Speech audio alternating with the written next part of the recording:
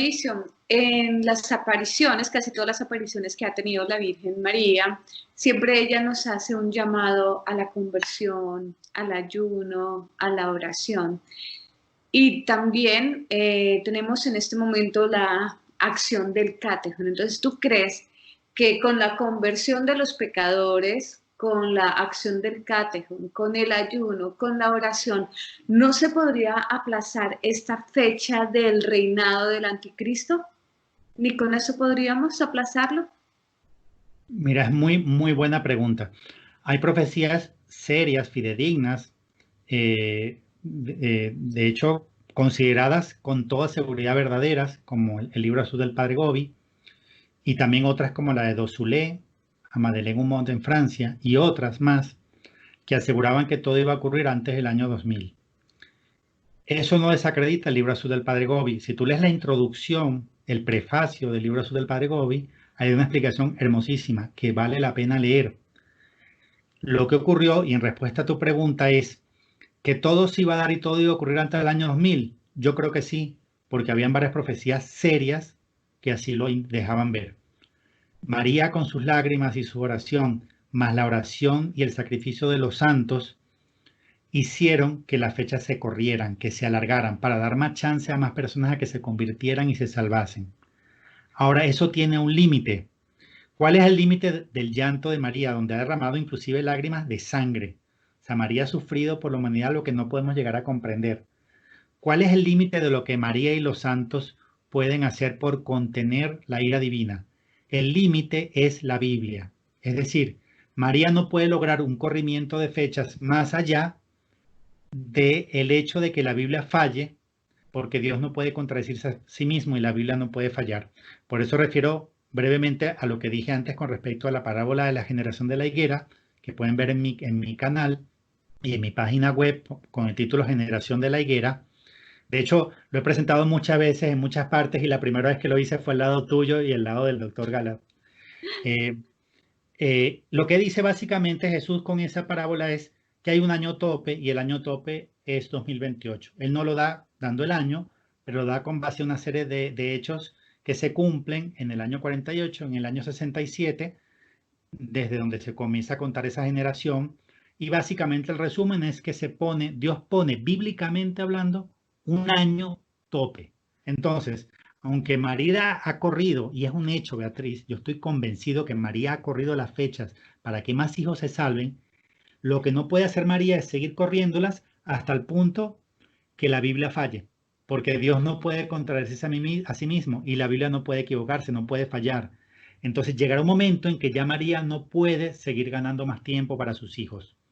Pero te lo repito también, te lo respondo también con una frase importantísima de Papa Juan Pablo II en Fulda, Alemania, en 1980, que dice lo siguiente. A él le preguntan que por qué no se publicó a tiempo el tercer secreto de Fátima, etcétera, ¿no? Que por qué la iglesia nunca lo dio a conocer. Y él, como parte de su respuesta, dice lo siguiente. Nosotros debemos prepararnos para sufrir grandes pruebas dentro de poco, tales que demandarán de nosotros una disposición hasta de perder la vida y una total dedicación a Cristo y por Cristo. Con vuestras oraciones y las mías es posible mitigar esa tribulación, pero ya no es posible apartarla, porque sólo así la iglesia puede ser efectivamente renovada. ¿Qué es lo que nos está diciendo el Papa Juan Pablo II?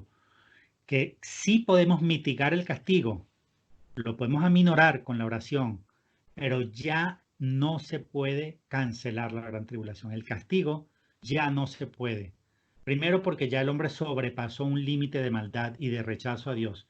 Y segundo, porque en palabra de Juan Pablo II dice, porque sólo así la iglesia puede ser efectivamente renovada. Es decir, la iglesia no va a ser renovada sin pasar por la tribulación, por la purificación. Hay otra cosa que es interesante con respecto a tu pregunta, y ya con esto cierro esta respuesta. Cuando yo me leí el libro de Mirjana, que se llama Mi corazón inmaculado triunfará, ella cuenta en su libro algo que ya ha contado también en otras entrevistas, y es que de los 10 secretos de Medjugorje, hay uno que está asociado a un castigo, y que oraron tanto consagrados a María, que fue cancelado. De todos los secretos de Medjugorje, que son 10, hay uno de ellos que estaba asociado a un castigo que ya no va a ocurrir. Pero tú sabes lo que le dijo María a Miriana. Le dijo que por la oración, ayuno y penitencia fue cancelado, pero que no lo siguiera haciendo, que no siguieran orando para que fueran cancelados todos los castigos, porque lamentablemente son necesarios. Es decir, el mundo tiene que pasar por eso. Hace Ahora, parte de... claro, pero esa respuesta de María no significa que no tengamos que hacer ayuno, penitencia y conversión, porque lo que nos está dando a entender María, y lo asocio también a lo mismo que dijo San Juan Pablo II en Fulda en el año 80, es sí se puede mitigar la tribulación. Y es más, lo aplico país por país, Ana Beatriz. ¿Qué significa? En la Biblia no dice en ninguna parte el nivel de sufrimiento de cada país. Y yo te lo digo ahora como ciudadano colombiano que soy hace exactamente un año y como residente de Colombia. Nuestro país, Colombia, puede mitigar el peso de su carga, o sea, el nivel de su sufrimiento en función de cuántos hagan oración eucarística, cuántos recen a diario el rosario, cuántos hagan ayuno, penitencia. Sí se puede, Ana Beatriz, aminorar el sufrimiento de cada país. El curso de los acontecimientos va a ocurrir, lo que está en la Biblia, todo va a ocurrir, pero no podemos tomar por eso una actitud cómoda, decir, bueno, como todo va a pasar, yo me relajo. No es así. Exacto, eso, la idea es, el llamado es a la conversión, no aplazarla, sino que sea hoy mismo. Mauricio, en Apocalipsis 12 nos habla de la mujer vestida de sol. Se hace referencia o creemos que esta mujer vestida de sol de la que nos habla en Apocalipsis 12 es la Virgen de Guadalupe. ¿Qué opinión tienes frente a esto? Voy a comenzar un poquito más atrás, porque la raíz de todas estas manifestaciones, de estas señales, están en Isaías 7:14. La señal más importante dada a la humanidad en toda la Biblia, Ana Beatriz, es la señal de la mujer encinta que está en Isaías 7:14. Una mujer virgen encinta. Qué cosa más rara. Si está encinta, no puede ser virgen. Pues esa es la gran señal. Ahora, esa señal de Isaías 7:14 tiene repercusiones en 4 manifestaciones y hechos siguientes. Primero, el día que se cumple en Nazaret, que es cuando se cumple la profecía de Isaías en su primera ocurrencia, el día de la anunciación y de la encarnación del Hijo de Dios. Luego, en Guadalupe, porque cuando uno analiza el códice guadalupano, según la comprensión de la cultura azteca, que fue a quien se le manifestó la Virgen de Guadalupe, esa Virgen de Guadalupe es virgen porque tiene señales que indicaban la virginidad y la cinta que tiene atada aquí indica señal de embarazo, de maternidad. Entonces nuevamente aparece esa señal de Isaías, o sea, nuevamente hay una mujer virgen y embarazada. Y además ya aparece en Guadalupe vestida de sol. Luego aparece el hecho de que en Fátima se da el milagro del sol. Y el Papa Juan Pablo II, en una homilía del 13 de mayo del año 2000, estando en mismo Fátima, o sea, en Fátima, 13 de mayo, es decir, aniversario de la aparición de Fátima, en el año 2000, el Papa Juan Pablo II llamó a la Virgen de Fátima mujer vestida de sol. Es decir, que el hecho de que María haya aparecido en Guadalupe, ¿no? En el siglo XVI, como vestida de sol, se da cumplimiento el 13 de octubre del año 1917, cuando sea el misterio del sol. Y la última vez que aparece en la Biblia es la que tú acabas de mencionar, la de Apocalipsis 12, donde aparece esa mujer que es la misma de Guadalupe, ¿no? Que está vestida de sol, con la luna bajo sus pies y una corona de 12 estrellas sobre la cabeza. Adicionalmente, estos 5 casos que acabo de mencionar, te voy a mencionar uno adicional. Lo voy a poner más o menos como por aquí. Resulta que el sábado 23 de septiembre de 2017 se dio astronómicamente en el cielo esa señal. ¿Qué fue lo que ocurrió?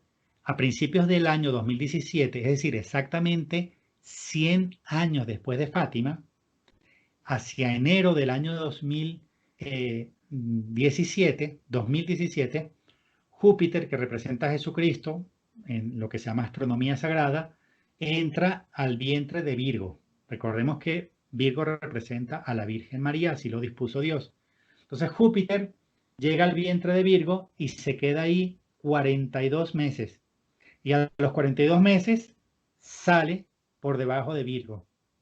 Entonces, es muy posible, no lo digo como aseverándolo con certeza absoluta, lo digo solamente a manera de hipótesis, el 23 de septiembre de 2017, esa señal de la Virgen que da luz en el Apocalipsis, ¿no? Porque eso dice Apocalipsis 12, habla de una mujer vestida de sol con la luna a sus pies y una corona de estrellas, y dice, grita con dolores de parto, da luz.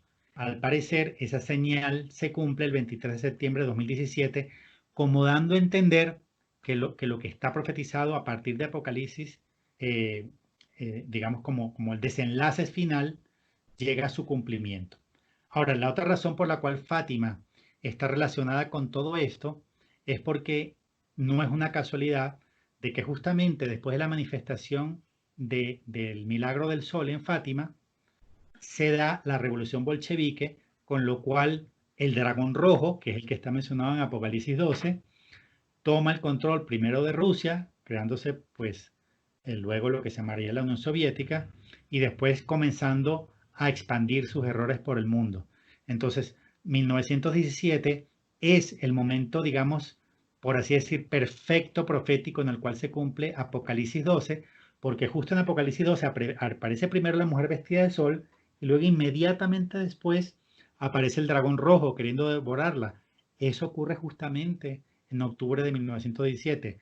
El milagro del sol y el dragón rojo como manifestación de la victoria de la revolución bolchevique en Rusia y el asesinato de la monarquía, ¿no? del zar Nicolás II. Entonces, en resumen, el evento más importante, históricamente hablando, bíblicamente hablando y escatológicamente hablando, de la historia de la humanidad, del drama de la historia de la humanidad, tiene que ver con esa profecía de Isaías 7:14, que termina consolidándose en Guadalupe, que termina cumpliéndose en Fátima y que termina significando la victoria final de la mujer que le pisa la cabeza, como está en la primera profecía del Génesis 3:15, cuando se dice que ella le va a pisar la cabeza a Satanás. Con eso se ata Génesis con Apocalipsis y termina siendo María la gran triunfadora, ¿no? La más pequeña, humilde sierva de Dios le pisa la cabeza al más grande y poderoso ángel que tuvo Dios en el cielo. Muy bien.